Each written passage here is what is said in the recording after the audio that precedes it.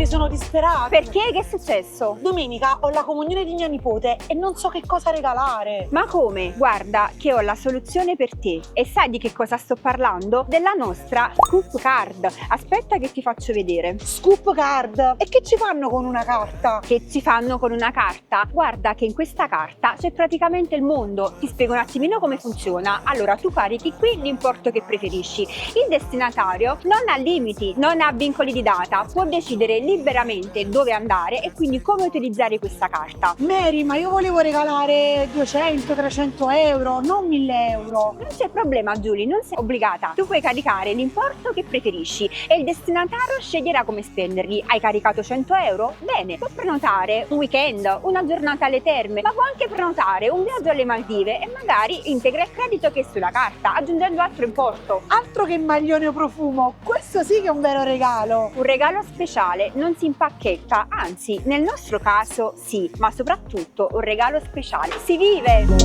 Would that be